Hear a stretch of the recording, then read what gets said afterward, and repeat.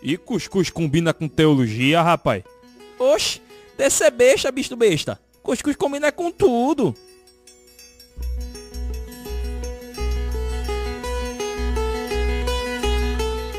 Hoje o dia vai ser massa, pessoal. Tudo bem com vocês? Meu nome é Ediel Siqueira e vamos trazer muito interessante do Evangelho. Aliás, uma perspectiva que deve ser mais debatida, mais valorizada. E para isso, para falar sobre simplicidade, a gente tem um convidado especial.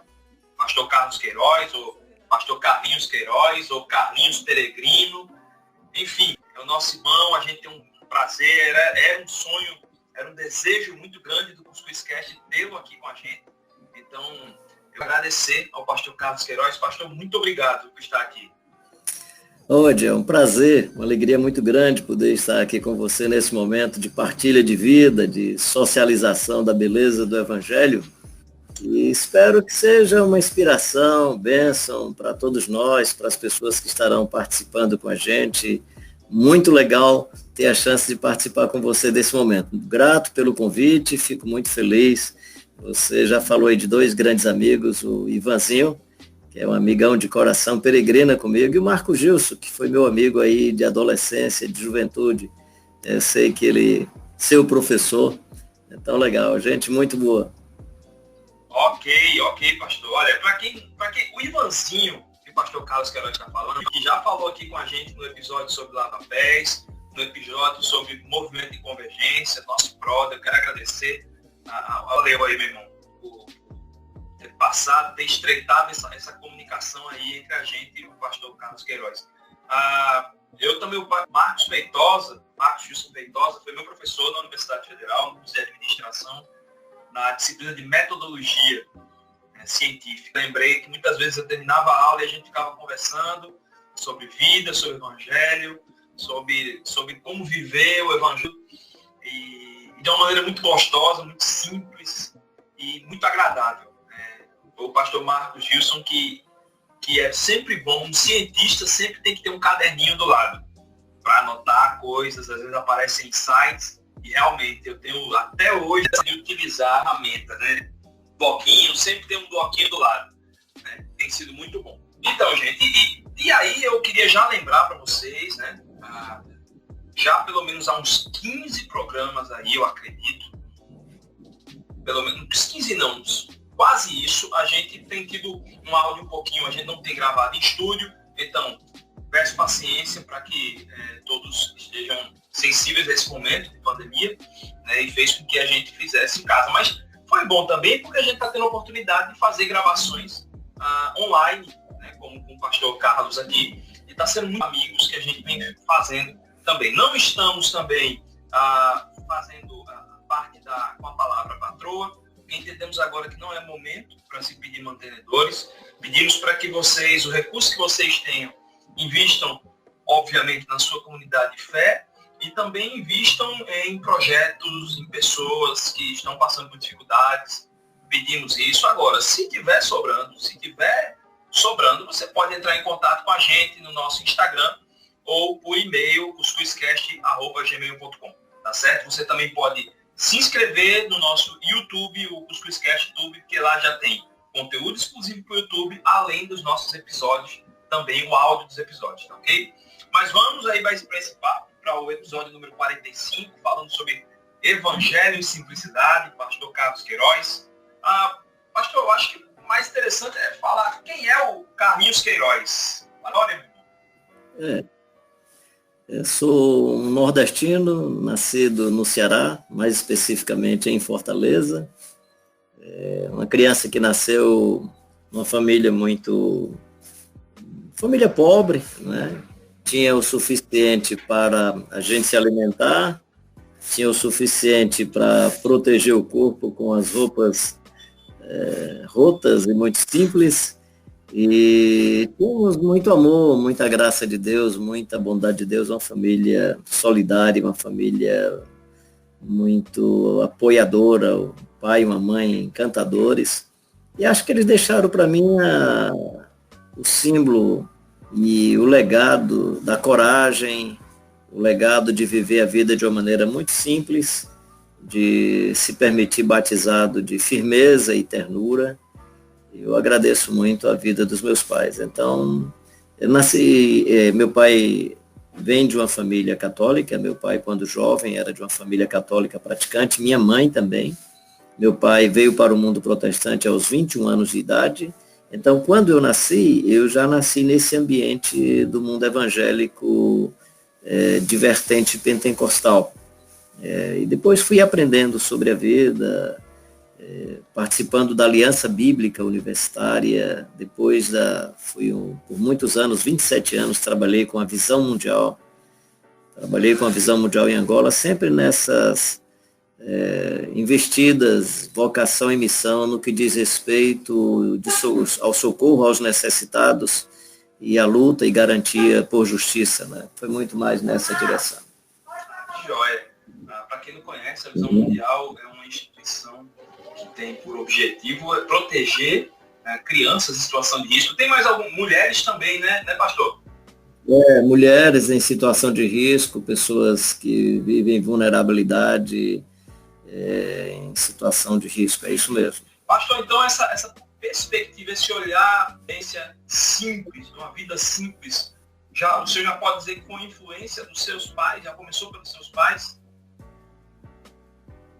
Eu acho que a própria condição de vida, né? A simplicidade, não é uma definição, é muito mais uma compreensão. Quando alguém fala assim, eu quero um café simples, o café sem acompanhamento, ele vem só o café. Claro, não sei se é em todo o Nordeste, aqui no Ceará a gente usava a expressão que era o café medroso.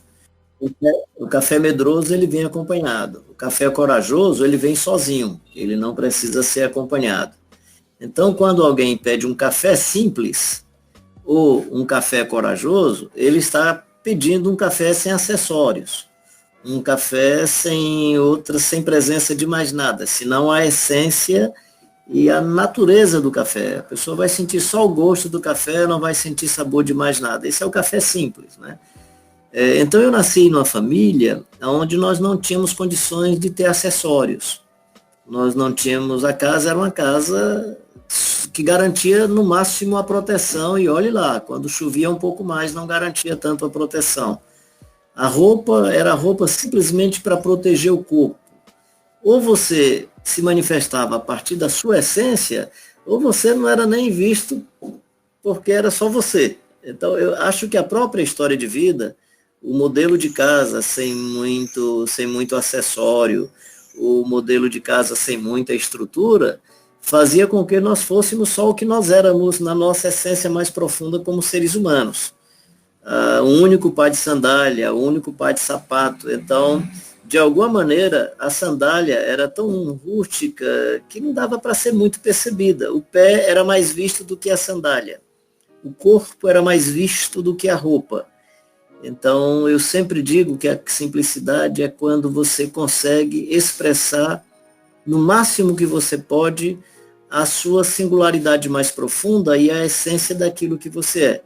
Presumo que essa pedagogia de ter nascido nesse tipo de família, que a gente tinha que... o que as pessoas ficavam admiradas e encantadas era com a criatividade. E a sensação da criança de saber que criou. Criou um brinquedinho, criou um carrinho, que criou um ônibus. E era um ônibus muito simples. Por exemplo, eu me encantava de criar o ônibus. O ônibus era um cordão que amarrava aqui na barriga de quem estava na frente, colocava aqui na frente. Era o cordão amarrado nas duas pontas, e aí formava uma espécie de hipérbole amarrada lá na ponta final. Outra criança lá atrás, enchia de crianças nesse corredor, pegava uma lata, né, de doce de marmelada. Quando não encontrava uma lata de doce de marmelada, ia na cozinha, pegava a tampa da panela da mamãe, e depois ia dar maior confusão, mas a tampa era a direção do ônibus. Então, a simplicidade é você ter o mínimo de acessórios, o mínimo de coisas que você adiciona à vida que esconde aquilo que você é. Pois é, então eu acho que o fato de ter nascido numa família pobre, numa família muito simples, isso já foi propiciando o que eu elaboro hoje sobre simplicidade. Claro que na época eu não elaborava isso, como sendo uma vida simples, né? Então, vivia a vida simples sem nenhuma teoria, né? Porque a própria condição fazia com que se vivesse da melhor forma possível. Ia para a escola, a roupa era simples. No primeiro momento, depois eu comecei a ir para a escola que já usava a farda, mas logo no começo era a escolinha e a roupa era muito simples. Às vezes você ficava meio sem jeito, né? Eu até pensei que a gente ia ter alguma forma visual, eu tinha pegado aqui 2 fotos, né, da nossa casinha de taipa, mas não dá para ver muito não, porque são fotos feitas em preto e branco, mas de muito simples, né? E tem uma foto que eu me regozijo, que eu me alegro muito, né? Porque eu tinha um primo com mais idade do que eu, que conta um pouco da nossa história da infância e dizia que minha mãe era muito criativa. Ela ia nas mercearias, comprava o saco de arroz, só o vasilhame, só o saco mesmo, só o pano do saco de arroz, ela comprava na mercearia do saco de farinha, vinha em casa, lavava bem lavadinho e fazia as roupinhas da gente na máquina de costura que ela tinha em casa, né? Ainda tem hoje essa máquina, e é claro, minha mãe já faleceu, mas a gente guarda essa máquina com muito carinho, uma máquina, acho que é de 1932 ou 1936, mais ou menos por aí, 1936. E aí ela fazia a roupinha. E aí, uma das fotos, eu percebo que eu estou com uma roupinha branca, que se olhar direitinho, o tecido é tecido de estopa. Né? E é uma das alegrias que eu tenho, é uma das coisas que eu mais celebro na vida. Aí você percebe mais a criança do que a roupa da criança. O máximo que você vai perceber, além disso, é uma mãe com higiene e com criatividade que consegue manter o filhinho com a roupa muito singela, muito rústica, mas com a cara de higiene muito bacana, de limpeza muito bacana, né? Então, para mim, isso, como que a simplicidade afetou a vida, eu acho que a própria história de vida. Nesse aspecto, as pessoas com menos condições têm chance. Eu nem estou dizendo que elas conseguem, porque algumas falham em outras áreas, falham na higiene, falham no cuidado. Às vezes, claro, não é que falha na higiene, é porque não tem acesso à água, não tem acesso a todos os recursos, né? E continua a ser... e às vezes não tem as coisas básicas para tal, né? Não tem o acesso ao saneamento, não tem acesso à água, não tem acesso às coisas que são necessárias para que isso se manifeste, né? Para que a vida se manifeste. Então eu imagino que começa mais ou menos por aí. Certo. E pelo que o senhor fala, quando a pessoa, quando há uma vida simples, há mais... seria assim, quando vive uma vida simples, existe mais probabilidade de se explorar a criatividade do indivíduo, e além disso, as máscaras de impressões sociais, né? A pessoa fica desnudada e com isso ela consegue mostrar a sua essência, no caso. Por exemplo, por mais que seja interessante para os pais e as crianças com os presentes de Natal, com o Papai Noel, nós não tínhamos a chance disso. Então nós nunca desfrutamos ou não fomos enganados com a fantasia do Natal. Uhum. Porque como meu pai e minha mãe não podiam dar presente pra gente, claro que o discurso era muito ruim. E aí na cabeça dele, isso é coisa do diabo e tal. Era maneira de dizer, não tem isso para vocês. Então, eu vim participar de um primeiro Natal, troca de presentes, já com a família da menina que hoje é minha esposa, né? Então, na época, e aí foi quando nós começamos a interagir, reconhecer que o Natal era importante, que era a celebração do nascimento de Jesus, mas não era interessante para a gente, né? E a maneira da gente não ficar frustrado, triste, arrebentado, vendo os filhos das famílias que tinham um pouco mais de dinheiro comprando carrinho, presente para os meninos, era dizer que essa história do Papai Noel era mentira, que não tinha Papai Noel dando presente, coisa nenhuma. Né? Pois é. O senhor falou aí um pouco que essa questão da vida simples também houve uma certa ação pedagógica para a sua vida, né? Para começar a enxergar isso como algo real, né? Vamos dizer assim. A partir de quando que o senhor viu que o evangelho ele pode estar atrelado a uma vida simples, ou que a vida simples pode estar atrelada ao evangelho? Pronto, nós vivíamos essa experiência de vida pela própria história. Quando eu comecei a participar da Aliança Bíblica Universitária, eu comecei a escutar informações, elaborações, reflexões bíblicas a respeito do estilo de vida simples. Por exemplo, você deve ter conhecido o bispo Robson Cavalcante. Quando o Robson ainda era jovem universitário, ele vinha para dar palestras aqui para os estudantes, para formar a Aliança Bíblica Universitária aqui no Ceará com o Dionísio Pape. Dionísio Pape era muito simples, né? Era um francês com estilo assim muito simples. E o Robson Cavalcante falava muito também sobre o estilo de vida simples.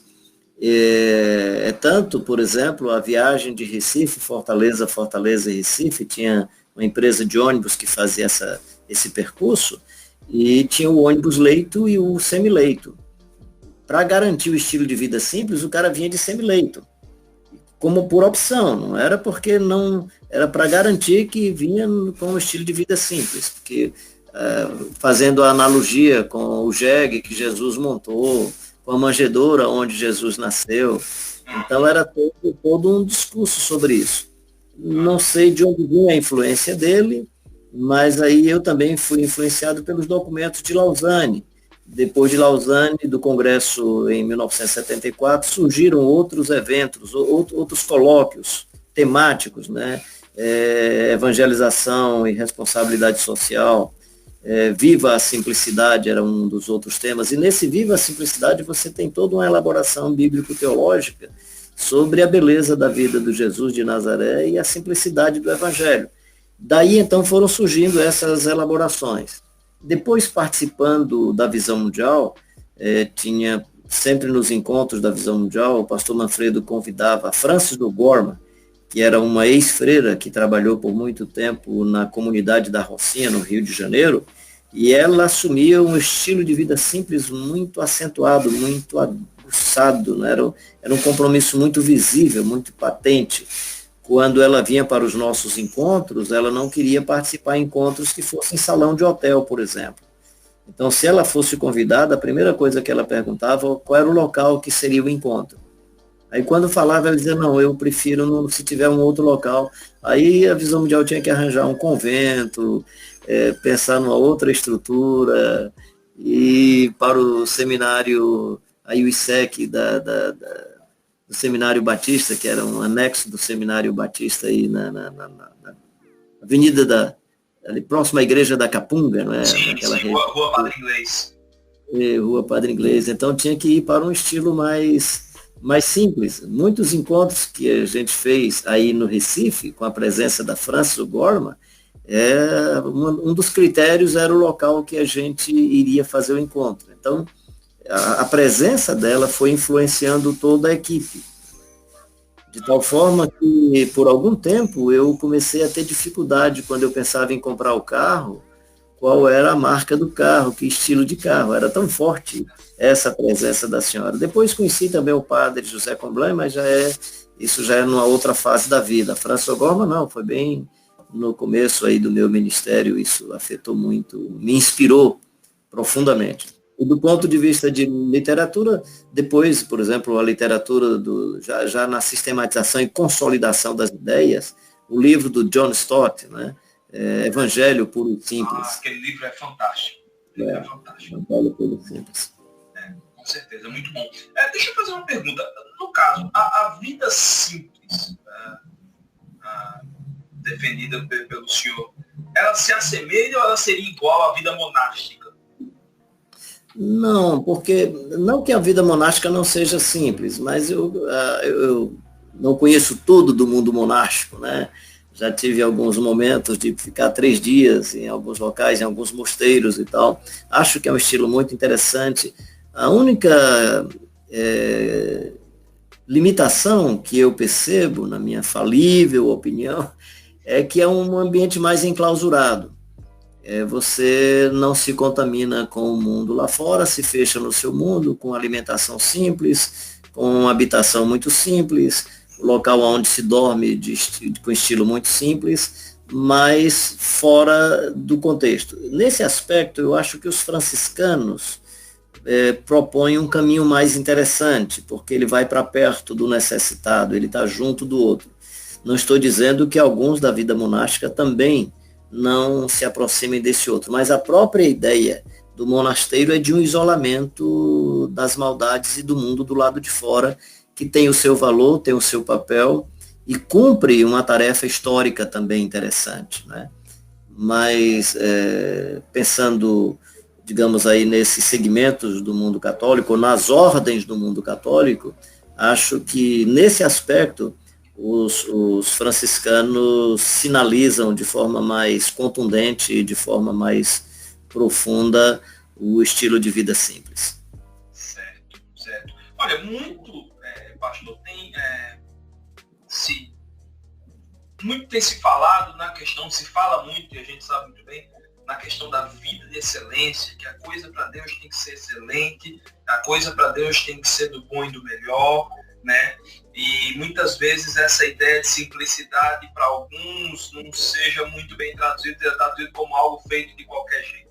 Eu queria fazer uma pergunta que já vi de muitas pessoas terem dificuldade em relação a isso. Existem condições para você de ser simples e ter uma vida de excelência em Deus? Claro, assim, a simplicidade é a excelência em Deus, porque a excelência é a beleza da simplicidade, é a evidência da simplicidade, ou seja, fora disso não é excelência. Pode ser a excelência da estética, aí fica todo mundo feliz com a estética. Por exemplo, como eu estava dizendo, uma criança que vive com mais necessidade, eu não estou dizendo que tem que se conformar com isso, é o caso da nossa família, a gente lutava para ter uma boa escola, para ter uma boa educação, para ter uma boa alimentação, para ter uma vestimenta decente. Mas imagina o garoto que precisa ser conhecido e que a família está bem, que todo mundo está bem, porque ele usa uma camisa de grife, porque ele usa o tênis porque tem marca. Aí a gente não vê o menino, vê a marca do tênis. Então, se a excelência for lida e percebida pela rotulação, pelo invólucro, eu acho que é uma excelência equivocada. Então, por exemplo, vamos pensar numa celebração cultica, numa celebração litúrgica. Ela é toda excelente, você tem um visual lindo, você tem holofotes, ninguém falha na hora da entrada, todo mundo está ali. Aí você bota Jesus no ambiente, ele vai atrapalhar a programação, porque vai chegar uma senhora com fluxo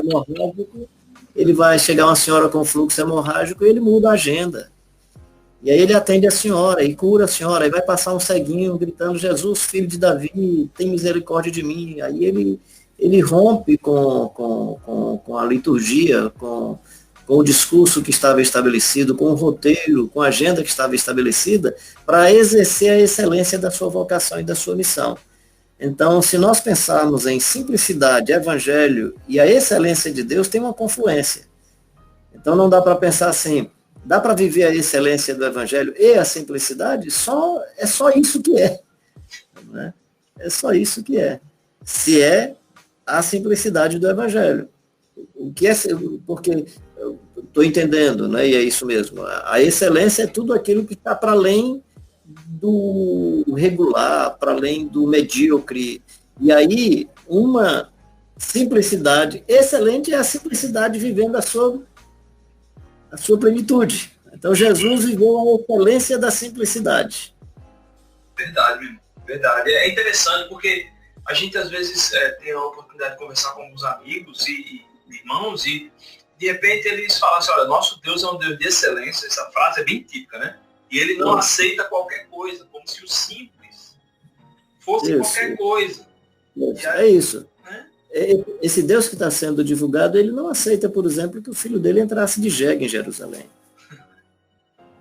Ele tem que entrar de maneira excelente, numa carruagem bonita, bem arrumada, e pegou ali de última hora. Ora, se o moço sabia na agenda que ele ia fazer a entrada triunfal, como é que ele manda buscar o jumentinho ali, pegar, estava amarrado ali numa cerca e trazer?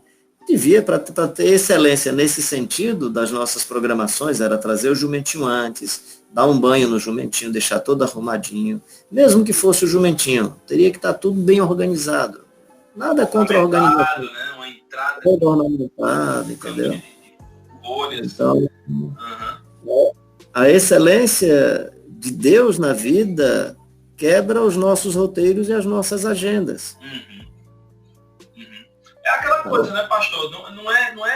Não é ruim você ter isso se você tem condições. O ruim é quando você dá um valor para isso à frente da essência, né? Tu imagina o seguinte, por exemplo, o cara tem uma voz bonita, vamos pensar aí nas nossas liturgias, o cara canta bonito, a turma tem uma orquestra bonita, tem um pessoal que dedilha bem lá o teclado, violão, guitarra, seja o que for, e aí consegue apresentar uma música linda, maravilhosa, que legal, que abençoa o coração de todo mundo, e a gente faz isso com excelência, tudo legal. Aí chega uma senhora que não sabe cantar, mas é da mesma comunidade, tem a maior vontade de cantar. Aí ela não pode, porque você tem que fazer só com excelência, ela não tem chance. Então, quando na verdade, no que diz respeito à democratização da participação no Evangelho, ela participa com excelência. Por isso que o ambiente pentecostal às vezes me encanta, e eu não estou falando daqui nesse aspecto doutrinariamente, quem sabe falar, pega o microfone e fala um bocado de coisa bonita, e diz muita coisa com excelência. A irmã que não tem retórica, não sabe falar direito, aí fala de qualquer jeito, e fala lá um negócio que ninguém entende, a gente pergunta o que foi que ele falou, e foi mistério, mas falou. Então, nesse sentido, a excelência do Evangelho é dar chance a quem não tem retórica de falar, de se expressar, de se comunicar do seu jeito mesmo que ninguém entenda. É verdade, realmente. E é interessante mesmo, os nossos irmãos, numa perspectiva mais pentecostal, eles conseguem dar essa oportunidade, né? Quem é que tem a oportunidade, quem é que tem a palavra, e às vezes acaba se tornando um momento muito rico. E que, por exemplo, a gente, assim, tem uma perspectiva mais reformada, histórica, às vezes a gente tem dificuldade de lidar com isso. Quantas vezes eu não tive dificuldade, eu canto, né, na equipe de música da minha comunidade, e quantas vezes eu não tive dificuldade de dizer assim, se chegar um irmãozinho que eu sei que é desafinado, eu vou abrir espaço para ele, né? Eu confesso, meu irmão, que eu tenho dificuldade. E é algo quase meio que cultural, assim, parece que a coisa entrou na cabeça da gente, sabe? Mas eu acho que não é você porque ser de igreja histórica, não, porque isso que eu estou dizendo sobre esse pentecostalismo é o pentecostalismo clássico mais antigo, que está perdendo também o seu espaço, porque o pentecostalismo passou a ser também de uma classe média, com mentalidade elitista, que tem outras perspectivas e outras formas de organização, e acha que, inclusive, isso é um jeito desorganizado de viver a vida. Não é. A floresta não é desorganizada. O cara olha assim para uma plantação de monocultura, e aí acha que está tudo organizadozinho, porque está tudo no seu lugarzinho, com as distâncias adequadas. Você vai para a floresta, e aí olha assim e pensa que aquilo é desorganizado. Aquilo não é organização, não. Aquilo é outra forma de organização, muito mais fecunda, muito mais interessante, né? Então, a floresta, com toda a sua exuberância, ela é simples. Porque é aquilo que ela é. No momento que nós colocarmos outros acessórios, que não aquilo que é a própria floresta, no momento que nós começamos a destruir e colocar máquinas e colocar o fogo e outras coisas que não fazem parte daquele habitat, nós estamos tirando a simplicidade. Parece até contraditório, mas não é. A simplicidade exuberante da floresta. Um pavão é simples, porque ele é o que ele é. O pavão vai deixar de ser simples quando a gente colocar outro acessório nele. Aí ele já não é mais só o pavão, simplesmente pavão. Uma paloma, simplesmente paloma, é simples. Então, o cara que tem uma voz bonita, que entende de música, que consegue ter ritmo e tudo, e canta bonito, e ele usa só a voz, o jeito que ele é simples. Ele é simples. Verdade. Ele tem tudo para se mostrar simples, ele tem tudo para evidenciar a sua simplicidade. É verdade. Ele não precisa esconder a beleza da voz, a beleza do seu canto, a sua capacidade poética. Se gosta de cantar de maneira lírica, seja como for, ele pode ser simples nesse ato. Com certeza. E um cara que não tem nada disso pode ser arrogante. Verdade, com certeza. Não é o ato em si, é o coração, né? É o coração. Pastor, sobre a igreja evangélica brasileira, onde foi que a igreja evangélica, na sua opinião, perdeu onde foi que ela começou a perder essa questão da simplicidade, de ser uma igreja simples? Eu acho que difícil também, primeiro, de dizer assim, que igreja evangélica é essa, né? Porque ela são muitos perfis de igreja evangélica nesse país. Você tem as igrejas históricas, as mais ortodoxas, você tem as igrejas pentecostais de periferia, as igrejas das periferias, as igrejas históricas que também começaram aí para as periferias e para as regiões ribeirinhas, para o semiárido nordestino. Então, pegando dessa matriz, né, por exemplo, das igrejas que vêm por processos de migração, com uma aproximação de alguns segmentos católicos que falavam sobre simplicidade, como é o caso dos anglicanos, aí você conhece isso bem mais do que eu, você vai ter muita influência nesse aspecto do estilo de vida simples. É tanto que quando eu penso nas elaborações, de quem eu ouvi as elaborações, geralmente é alguém do mundo anglicano, alguém do mundo católico, quando eu penso em elaboração sobre estilo de vida simples. No pentecostalismo é porque as pessoas já vinham dessa situação, sem nenhuma elaboração. Eram as pessoas mais pobres, o culto feito de uma maneira muito simples. Chega a ser arcaico às vezes, né? Mas uma expressão bem popular, cultica, das músicas, dos cânticos e por aí vai, né? Depois você tem um momento em que há todo um discurso de que o cristianismo, e eu acho que é isso que o cristianismo propõe mesmo, não estou falando do evangelho, estou falando do cristianismo. Aí o cristianismo propõe prosperidade, vida abundante e tal, e você não pode ser mais uma pessoa...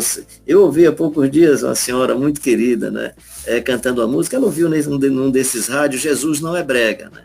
E aí a letra era todo o tempo, por que Jesus não é brega? Mas Jesus não é brega. Aí eu disse, olha, mas quem nasce numa manjedoura, nascemos numa manjedoura, usando essa expressão do nosso mundo, o que é brega, eu digo, nascer numa manjedoura é de uma breguice horrível. Fazer a entrada triunfal em Jerusalém montado no jumentinho é de uma breguice sem conta, né? Então, e ela que é uma mulher simples, né, tem uma certa dificuldade para sobrevivência, mas assim, na cabecinha dela foi isso que colocaram. Jesus não é brega, Jesus é chique. E aí, para você ser chique, o que é que você faz? Você tem que trazer acessórios na roupa, na estética, na liturgia, para mostrar que você não é brega. Vai por aí. A Galileia dos gentios é um mundo de breguice, eu acho. No tempo de Jesus, não é? Sim. A manjedoura é o local que só gente brega vai. Quem são os pastores? Pequenos pecuaristas simples, que dizem terem tido uma visão de anjos, dizendo glória a Deus nas maiores alturas, paz na terra aos homens a quem Deus quer bem, e vai no local para ver, e quando chega diz assim, vimos a criança numa manjedoura. Não é?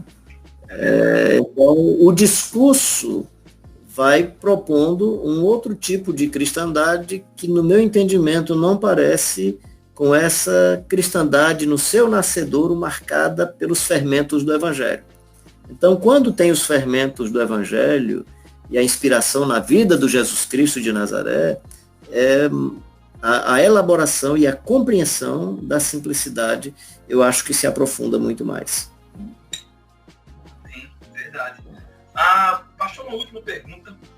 Esse papo tá ótimo, tá? Minha cabeça sai pensando um bocado de coisa e querendo rever também a minha vida, né? Eu fico pensando logo na minha vida como marido, como filho, sabe, futuramente como pai, como é que eu vou passar isso para os meus filhos, né?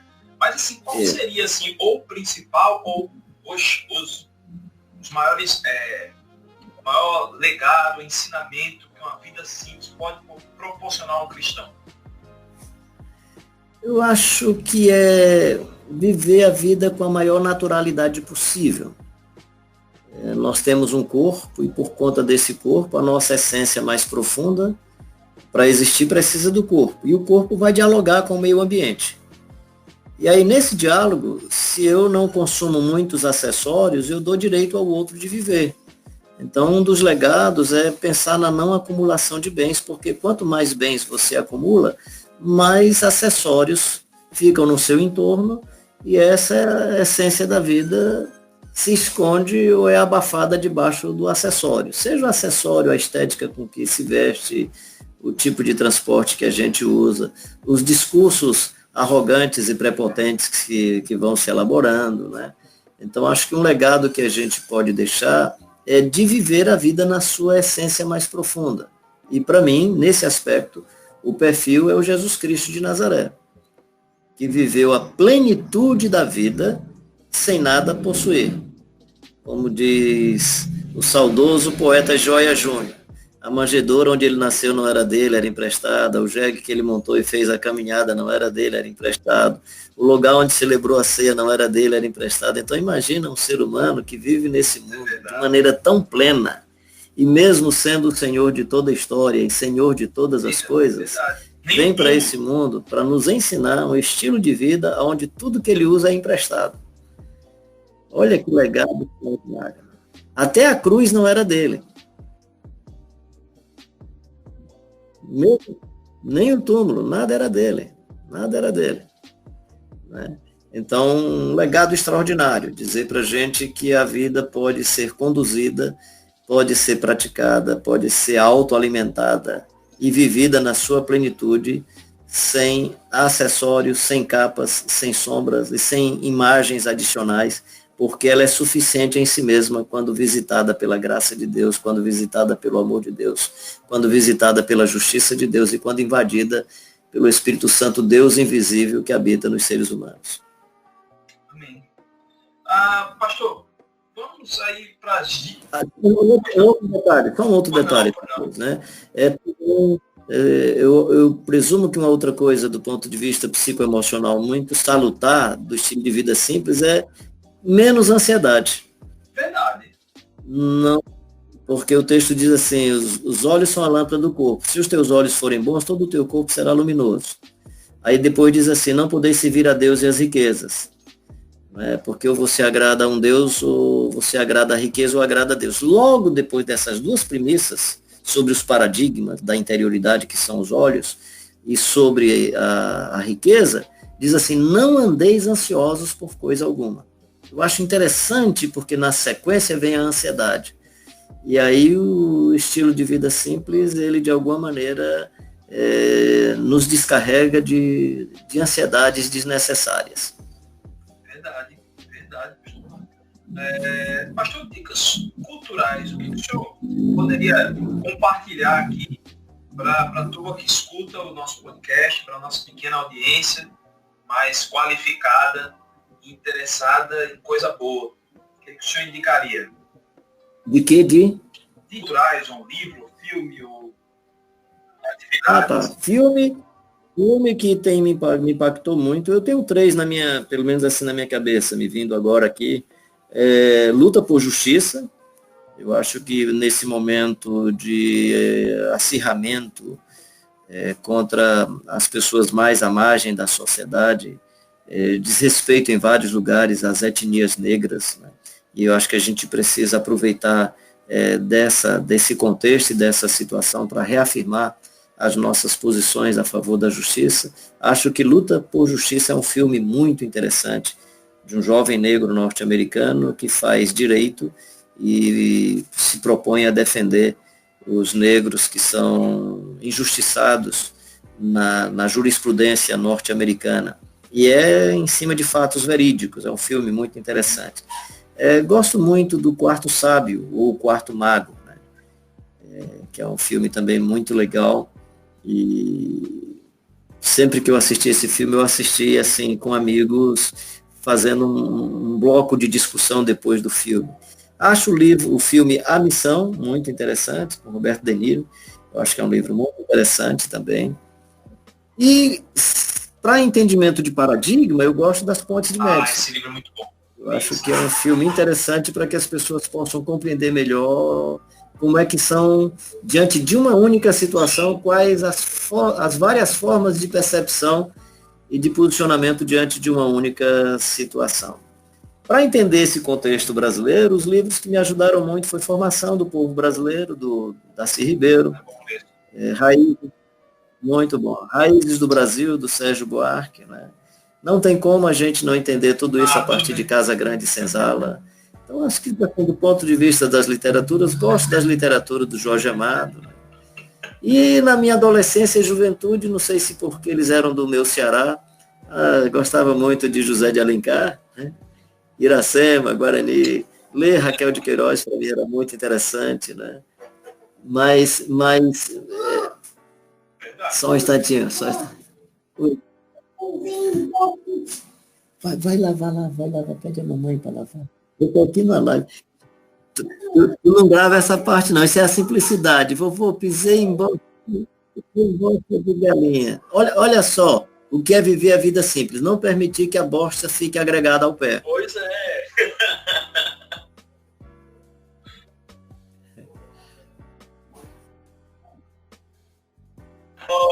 Olha, isso aí eu vou pedir pro Júnior não editar. Porque isso é muito bom, rapaz. Olha, isso olha, já tá sendo bom. A gente ficar entrevistando no computador, assim, no online, que é muito legal. Ah, legal. O menino pisou aqui, meu netinho pisou em fezes de galinha e chega aqui, vovô, como é que eu faço? Eu quero lavar o pé. O que é que significa isso? Agora, se fosse um negócio, um acessório interessante, ele ia querer. Ou seja, eu percebi meu netinho muito mais humano, muito mais gente, porque não queria um acessório que não é dele. Então, assim, filmes são livros, né? Os Irmãos Karamazov também eu acho que é muito interessante, entender outras realidades e outros mundos, né? Acho muito bacana. Pois é, eu digo, esses filmes que eu coloquei aí, eu acho que essas literaturas que eu acho interessante, né? Eu tenho um livro do pastor Sandro Cândido, pastor da Igreja Missionária do Brasil, pastor presidente da Convenção das Igrejas Missionárias do Brasil, pastor da Igreja Missionária Comunidade do Passo, Paraná, e ele fez um livro chamado A Igreja Simples. E foi muito legal, muito bom a leitura, né?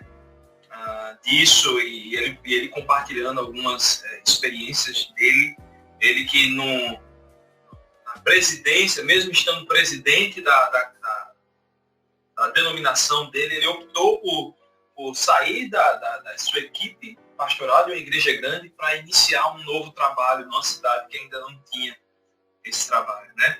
E a gente até tem aqui no episódio 42 um pouco ele compartilhando justamente sobre essa experiência dele de uma plantação de feira. Eles entenderam que a segunda-feira era o melhor dia para as pessoas chegarem à igreja naquela cidade, por causa da cultura delas. E muito legal, muito legal. Pois é. Gente, eu quero primeiro agradecer pastor Carlos, ou Carlinhos. Muito obrigado, meu irmão. Muito obrigado mesmo. Nós vamos colocar no feed do episódio o link lá do Instagram, quem quiser segui-lo. Tem alguns vídeos muito bons, muito interessantes dele, entendeu? Não deixe de segui-lo, de conteúdo bom, tá certo? Para esse irmão nosso. Pastor Carlos Queiroz, agora eu vou dizer para o senhor onde é que eu o vi pela primeira vez. Foi no ano de, meu Deus, não me lembro mais o ano, foi num congresso de missões na primeira igreja presbiteriana de Casa Caiada, do pastor Sérgio Lira, e o senhor foi lá falar sobre missões, justiça social e vida simples, e ali, fascinado, eu era um adolescente, naquele dia ali eu estava na equipe de música da igreja, e ali e eu sempre via material do senhor, às vezes no seminário, eu sou seminarista, às vezes o pessoal coloca coisas, vídeos, textos para essa possibilidade que o pastor Ivan mandou para mim. Eu disse, cara, que coisa boa. E meu pastor, pela disponibilidade. Que Deus abençoe o senhor. Cara, eu é que agradeço aí a participar com você desse momento, fico muito feliz, assim, porque quando surgem essas perguntas e essas elaborações, eu sou uma pessoa que eu também aprendo quando falo, porque me parece que eu sou aquele camarada que elabora enquanto vai falando. Então, você também me abençoa quando você cria esse espaço e essa condição porque a partir das conversas e do que eu vou falando, eu vou me auto-exortando, vou me auto-edificando, né? Então isso é muito bom também para a minha edificação e para o meu crescimento. Eu quero agradecer muito a você. Amém, meu irmão, amém, amém.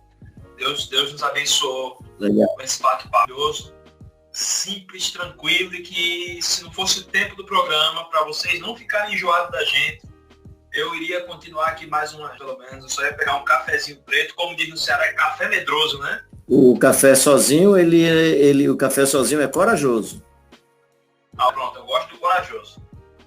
É o café que vem com um pedacinho de pão, tapioca, ele é medroso, ele vem acompanhado. Ótimo, ótimo. Beleza, então. Gente, muito obrigado, gente. Deus abençoe vocês. Sigam a gente. Indiquem para outras pessoas, porque a gente tem buscado trazer pessoas, homens de Deus, mulheres de Deus, para bater papo legal, entendeu? Falar sobre suas experiências e contribuir cada vez mais para a igreja brasileira. Ou, se você está em outro país, escutando para a igreja mundial, por que não, né? Deus abençoe. Um beijo do gordinho que está querendo emagrecer. Esse podcast foi produzido por